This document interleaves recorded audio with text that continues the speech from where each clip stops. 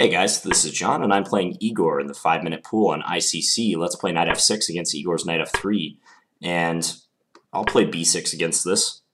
I've been a fan of the double fianchetto lately, so that's what I would like to get out of this game. Igor, I think, is a retired IM from California, like retired as in he doesn't play chess anymore. Okay, d5 attempts to crowd my bishop. I think I can play b5 against this. I can also play c6 or knight a6. All of those moves are playable, I believe. I don't quite recall which one I decided was preferable, though. Even e6, I'm also thinking, is playable. Okay, let's go knight a6. We're just going to try to angle for the c5 square. I am allowing his pawn to stick around on d5, but hopefully later I can lay siege to it with moves like e6 and c6. Okay, so will he take on c5? It's a big question. Regardless of the answer to that question, I think I want to undermine him. So let's go e6. We'll pre-move this. b4 can be used to kick my knight away, but maybe not right now since the diagonal does become weakened, the a1, h8 diagonal. So he's taking a measure against that. Okay, let's take once.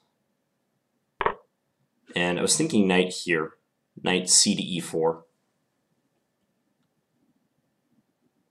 Just double check that. I could also play rook e8 first. Yeah, maybe rook e8's okay. Gives him the option of playing d6, though. Knight e4 would have covered the d6 square. Not sure I should have played that last move. I wonder if rook takes e3 is ever a decent option for me. And try to attack this pawn. So if d6, I'm thinking I might want to play c6, even though it completely shuts out my bishop. I can play c6 and then put it on a6, perhaps. I wouldn't be proud of such a move, but I've played worse moves in my chess career. Okay,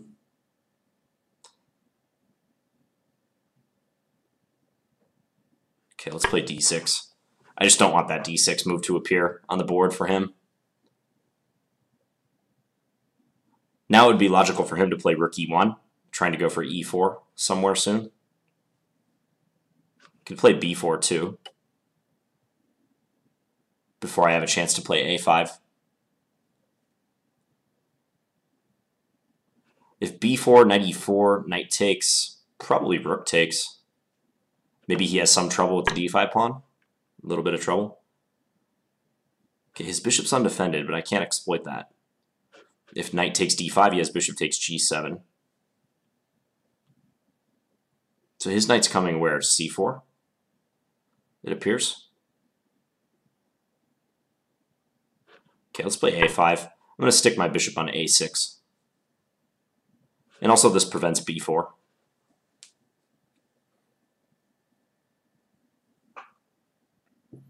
You get pretty rich positions out of this opening, the double fianchetto. And the double fianchetto is best employed against knight f3 on move 1, I've found. Sometimes people try to play it against d4, but it doesn't work quite as well against that because d4 is so direct.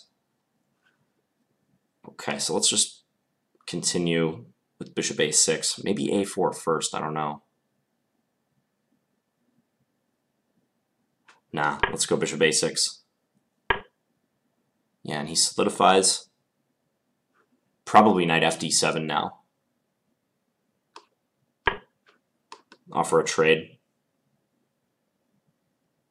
Maybe I can stick my queen on f6, or I can maneuver my knight to e5 if I want to break down his good knight. I'm liking my minor pieces at the moment. This looks good. I feel like he needs to break my knight down in the long run, so like a3 and b4 should probably be prepared somehow. But he's already kind of indicated what he wants to do with b3. He's trying to just defend his own knight. I could definitely take on c4 and just try to lay siege to this pawn. That's a That's a pretty good option, I think. So take c4, take knight e5. He has knight b5. Yeah, he does get that b5 square, though.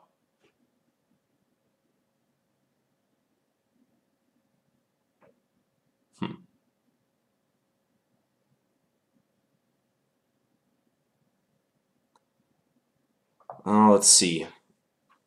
I also have a4.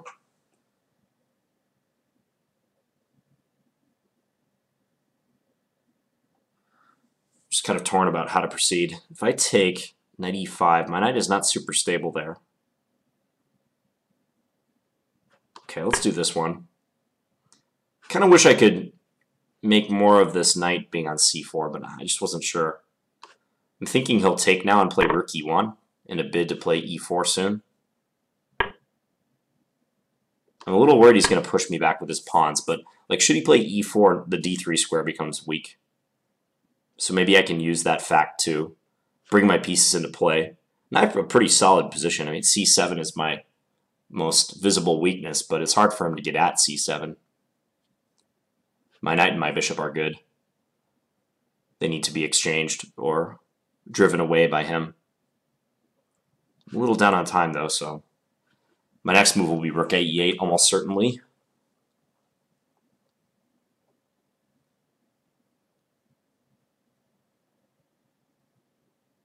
If I were him, I would consider moves like bishop f1. And then after rook a e8, like maybe trying to go e3, trying to trade the light square bishops. But it's hard to see how he plays without weakening the d3 square. That seems almost inevitable. He does play that. Okay, we're still going to do this. I kind of think I should keep the light square bishops on board, but I'm not sure. If here, knight b5, let's go here, so that he can't move his knight to b5, as I can take here. Let's go back. I'm just curious what he's going to do. If he goes back, I might trade. Now I will trade. Okay, let's expand. And maybe try to get into his position a little bit, like queen h3 type stuff. If queen d4, I might want to move my king one square back, or king h7, just because f4 could be a threat. Really, you're just going to allow me to do this, huh? Surprised that he is comfortable with my queen getting in. If I can move this rook to f5 and then reroute my knight, that would be just beautiful. I doubt that's going to happen, though. Okay, now he has queen d4. Yeah. And I need to get out of the pin. Okay, let's do this. There's some stuff happening around my king. Knight takes f2. Gotta try it. And I get a check here, and I'm going to take on e3. Unless he goes to f3 with his king. If he goes to f3, maybe I play rook e4.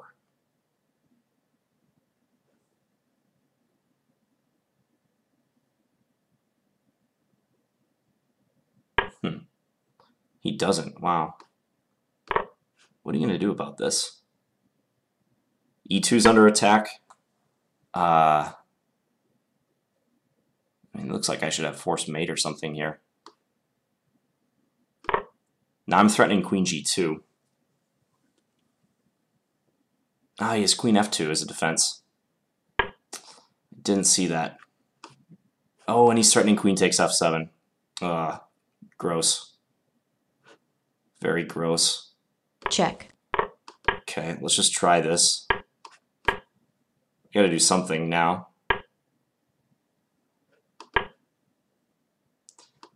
Yeah, Time. I didn't play this too well at the end. I might get lucky because of time, but no, this is awful, awful stuff. Check.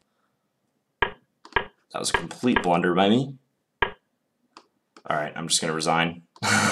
That completely fell apart towards the end. Yeah, I'm pretty shocked I don't have just something that wins right here. Okay, let's go take a look at it.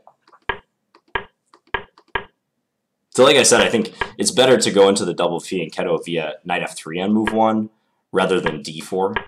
Because if you play d4, knight f6, c4, and then b6 is the most consistent move, white can try to prepare e4 quicker, whereas with knight f3 on move 1, they're in less of a good position to do that. So, hence this move order.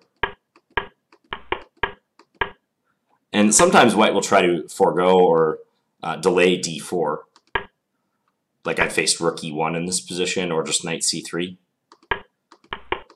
But if they had played knight c3 now, I would have played knight e4. So d5 is an interesting attempt to shut my bishop out of the game. I couldn't quite recall like what was the approved move here. I mean, there's it's a pretty wide choice for black, like undermining moves like this, knight a6, even b5 makes sense to try to knock out the c4 pawn. And knight e4 makes sense too. d6 is often a good square. So knight a6, knight c3, knight c5. This felt okay though. I think my position was pretty much fine. d6. Wasn't sure about d6. I was thinking actually d6 for him, wasn't I? Trying to disrupt my pawn structure. I wonder how c6 is in this position. c6 is not bad because my bishop can maybe re-emerge over here. But bishop d4, d6, knight d2, a5, yeah. Useful move to stop b4. Knight here, bishop a6.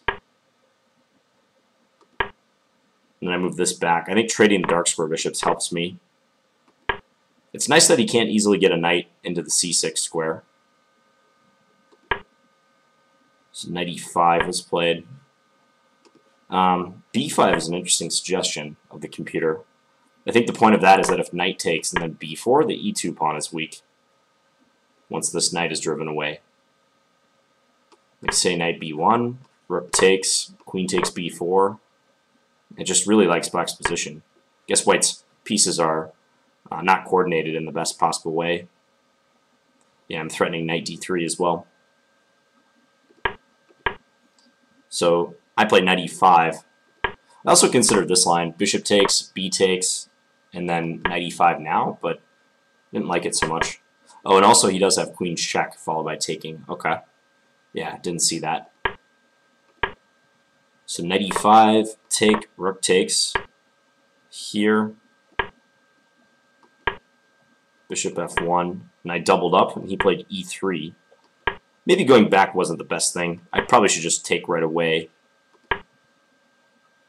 Because I think it's possible for him to play maybe f4 in this position. I don't know if he wants to do that, actually. The engine likes bishop b5.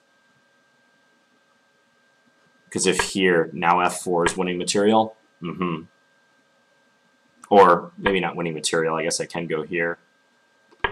Allows white to expand in the center. In hindsight, I would have traded on f1 right away, though. So this happened, and I played h5. Trying to weaken his king side by playing h4.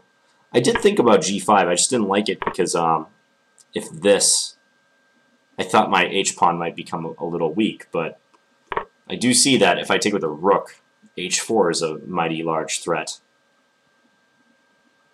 Yeah, might force him to trade queens under unfavorable conditions to stem the pressure. Okay, so I played queen f5. I was really expecting king g2. I didn't think he'd want to allow the queen to get into h3. But maybe I overestimated that. Knight e2 is a good response, because now knight f4 is available. Also, queen d4 is coming, and it'll pin my rook. This happened in the game. So I did this with the intention of enabling knight takes f2. g5 is still the principal suggestion of the engine. g5, take, and h4. Wow. Knight f4, queen g4, and white must try to trade queens. We could get a equal-ish endgame. Yeah, that's a good attacking possibility. I did this. Hard move to resist. Knight e4 with tempo. But after queen d4, I have some issues. I mean, the f4 threat, this threat, also knight f4 is available to him to drive the queen back. G5 is still very strong. So if take, is it again? No, this time it's knight takes. Okay, so threatening to come into F3. And this is winning. Queen F4, guarding the F3 square. Rook F5. Yes. So is that the proper way to deal with Queen D4? Looks like it. -2.5. Wow. Okay, so I definitely underestimated the strength of the G5 pawn push right around this time, because I had it on a few different moves. I think I played King G8, right? And then he took, again, G5 is good. Instead I took here. Check. And check. I thought for sure he was going to go to F3 when he started thinking about it. And I was looking at this ending, but this must be very good for white because my queen is horrible. And he has everything covered. So then I was thinking about rook e4, so that if he takes twice, he would lose his knight. This is a nifty defense. Rook c8. Yeah, I didn't see rook c8. That kills my pressure. So what's the best move? Rook f5. Knight f4. Again g5. This time, so that if this, we're attacking the g3 pawn. That was the theme of this middle game, g5, in playing my attack. Okay, what did I miss after this? Did I just miss something? Oh, I missed a mate in two. Check. Yeah. Yeah. Check. Didn't see this at all. Checkmate. Whoops. Maybe I gotta hit the tactics a little harder. Missing a mate in two. I mean, I did have 30 seconds on my clock. That's a pretty simple tactic, but it's an easy one to miss if I'm to try to rationalize it. But yeah, I mean, here it's a difference between a win and a loss. Rook takes g1 just wins. Nothing else is good. I can't do this move because of queen takes f7. Once I saw that, I panicked because I was like, whoa, well, if I have to just trade queens, I better save my time and do something and try to draw him some counterplay in the end game. But yeah, he's winning now. I only have 2 pawns for the piece, and the pawns that I have are not in the least bit menacing. And I did something pretty foolish with my rooks now. I just wound up losing them. Yeah. Okay, so lots of missed chances against Igor. That was a pretty interesting game, though. I think he allowed me too much on the king side. I really do. I mean, if he played this way over the board, like allowing the queen into h3, I would be sweating if I were him. But then again, over the board, he probably would not have done that. So, but okay, yeah, it's a shame about missing rook takes g1, but hey, it happens. Well, thank you guys for watching. I'll be back tomorrow with another Blitz game. Talk to you guys later. Bye.